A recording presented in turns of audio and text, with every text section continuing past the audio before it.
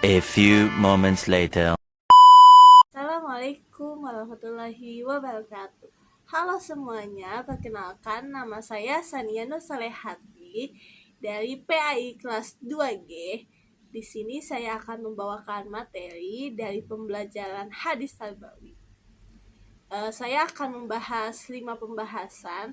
Yang pertama ada pengantar hadis Nabawi, yang kedua ada urgensi ilmu, orang yang berilmu dan ilmu yang bermanfaat. Yang ketiga ada sifat kepribadian pendidik dalam mengajar menurut hadis Nabawi. Yang keempat ada materi kurikulum pendidikan dalam hadis Nabawi.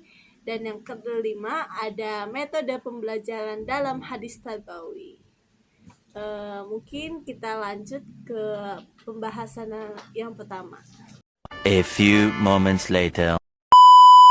Nah, sekarang kita masuk ke pembahasan yang pertama, yaitu pengantar hadis Nabawi. Bagi menjadi 2 definisi. Yang pertama ada definisi hadis dan juga definisi Nabawi.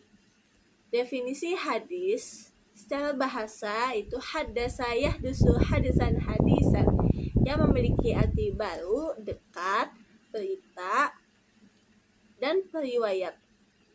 Sedangkan secara istilah hadis huwa ma udhifu ila nabi sallallahu alaihi wasallam min qaulin au fi'lin au takrir au sifatin, yang memiliki arti hadis adalah segala sesuatu yang disandarkan kepada Nabi Muhammad sallallahu alaihi wasallam, baik perkataan, perbuatan ataupun takrir, ketetapan dan juga sifat.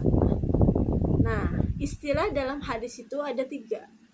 Ada sanad, ada matan, dan juga ada rawi. Apa sih sanad? Sanad adalah rantai orang-orang yang menyampaikan ke kita kepada matan. Sedangkan matan adalah teks dan isi hadis tersebut. Sedangkan rawi adalah orang yang meriwayatkan hadis tersebut. Nah, yang kedua ada definisi Tarbawi. Definisi Tarbawi secara bahasa itu Rabbi yurabbi tarbiyatan, yang artinya A few moments later. bimbing, pendidikan dan juga pengajaran. Jadi, hadis Tarbawi adalah hadis yang berisi tentang komponen-komponen dalam pendidikan. Contoh komponen pendidikan di sini adalah pendidik, peserta, kurikulum, media pendidikan, sarana prasarana, A few moments later. dan lain-lain. Nah, dilanjut dengan urgensi hadis Nabawi. Yang pertama ini ada pemahaman pendidikan Islam sesuai dengan makna hadis. Yang kedua, mempermudah memahami teks hadis yang sulit menjadi yang mudah. Yang ketiga, membantu pemahaman teks hadis dengan tekstual dan kontekstual. Kemudian, mengembangkan permasalahan pendidikan sesuai dengan hadis-hadis Tarbawi. A few moments later. Nah, dilanjut dengan pembahasan yang kedua, yaitu urgensi ilmu, orang yang berilmu, dan ilmu yang bermanfaat. Apa sih urgensi ilmu? Urgensi ilmu adalah pentingnya ilmu dalam kehidupan sehari-hari untuk memahami, mengembangkan, dan mengamalkan pengetahuan dan perkembangan peradaban. Di dalam Al-Quran terdapat penjelasan tentang urgensi ilmu dalam surat Al-Mujadalah ayat 11. A'udzubillahi minasyaitonirrajim. Bismillahirrahmanirrahim. Ya ayyuhalladzina amanu idza qila lakum tafassahu fil majalis fafsahu yafsahillahu lakum. Wa idza qila anshuzu fanshuzu yarfa'illahu allazina amanu minkum wallazina utul ilma darajat. Wallahu bima ta'maluna khabir. Yang memiliki arti Allah akan meninggikan orang-orang yang berilmu di antara kamu dan orang-orang yang diberi ilmu beberapa derajat. Dan Allah Maha mengetahui apa yang kamu kerjakan. Nah, penjelasan dari ayat tersebut adalah ilmu memiliki posisi yang sangat tinggi dalam Islam. Ilmu juga menjadi sebab kemuliaan di sisi Allah. Allah mengaitkan ilmu dengan amal. Nah, keutamaan kita masuk yang kedua, yaitu orang yang berilmu.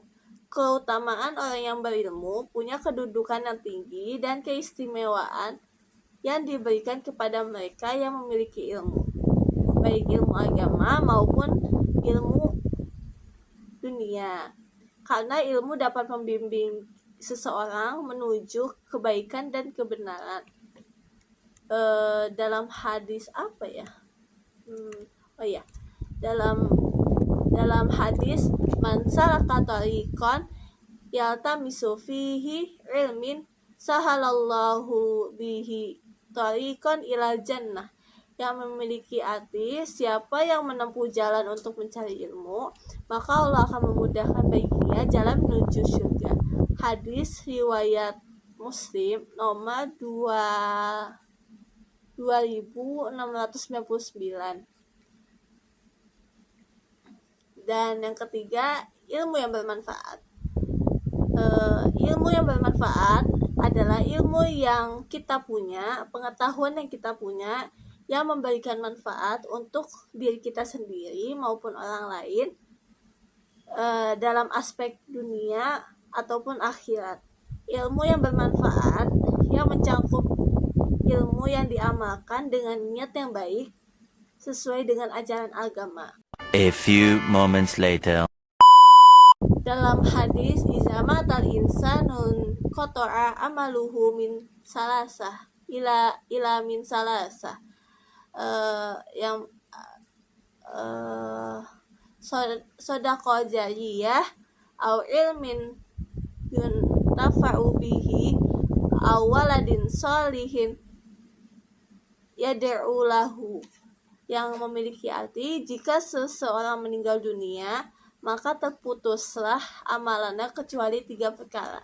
Yang pertama, sedekah jariyah, yang kedua, ilmu yang bermanfaat, dan yang ketiga, anak yang soleh yang mendoakannya. Hadis riwayat Muslim nomor 1631.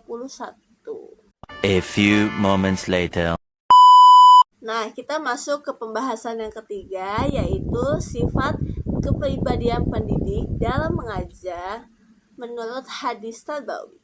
Apa aja sih sifat-sifat seorang pendidik yang harus dimiliki saat mengajar peserta didiknya? Yang pertama ada penyayang.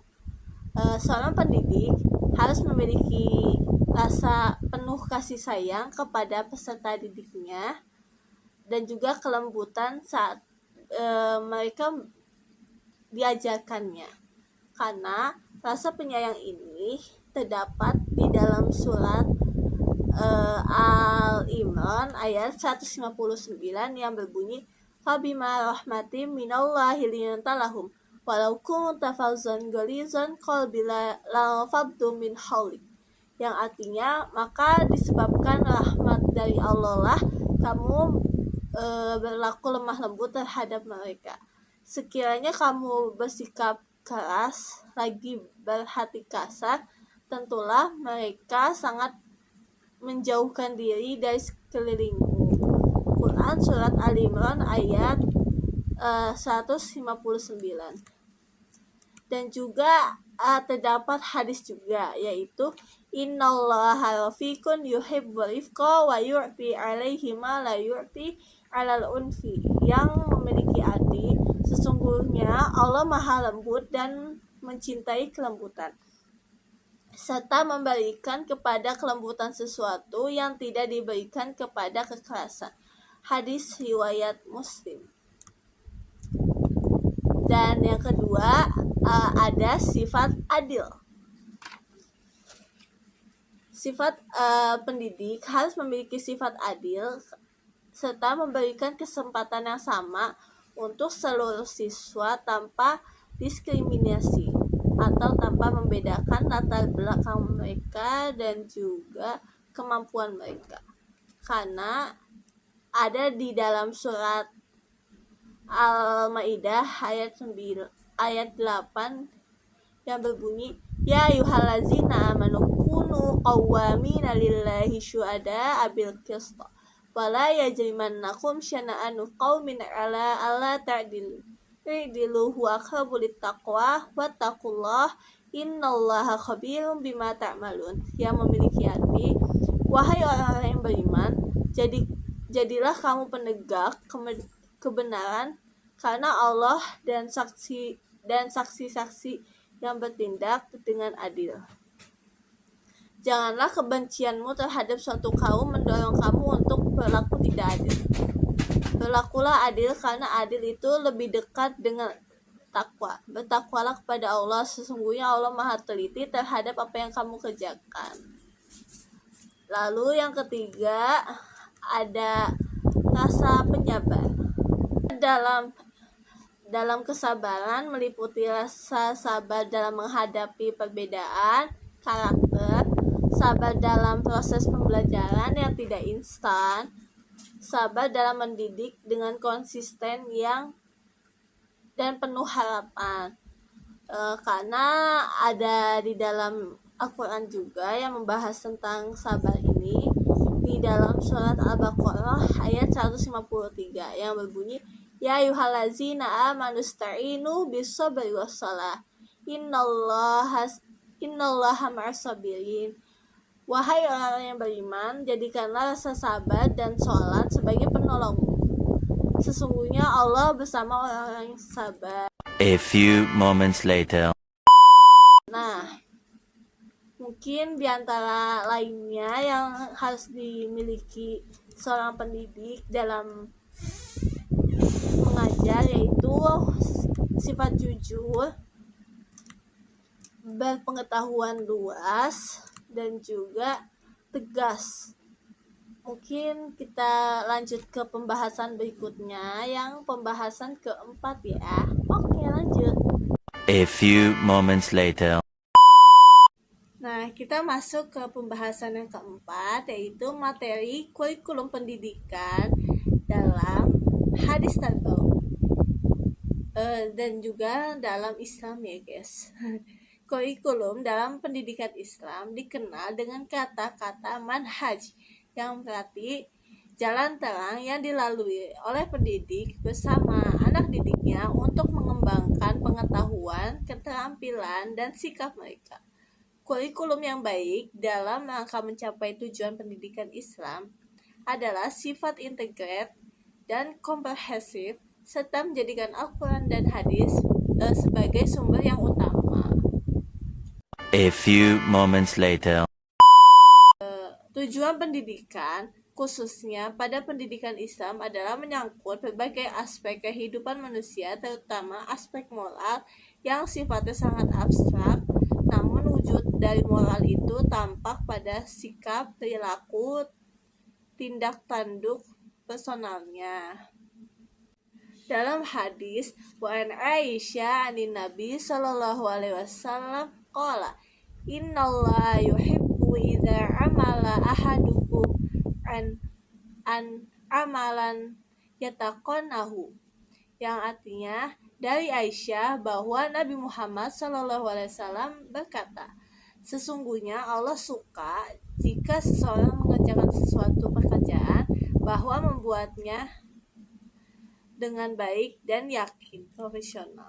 Nah, materi kurikulum pendidikan Islam itu yang pertama ada mata pelajaran ditunjukkan untuk mendidik ruhani atau hati. Artinya materi itu berhubungan dengan kesadaran ketuhanan yang mampu diterjemahkan dalam setiap gerak dan langkah manusia. Yang kedua ada mata pelajaran yang diberikan berisi tentang tuntunan cara hidup.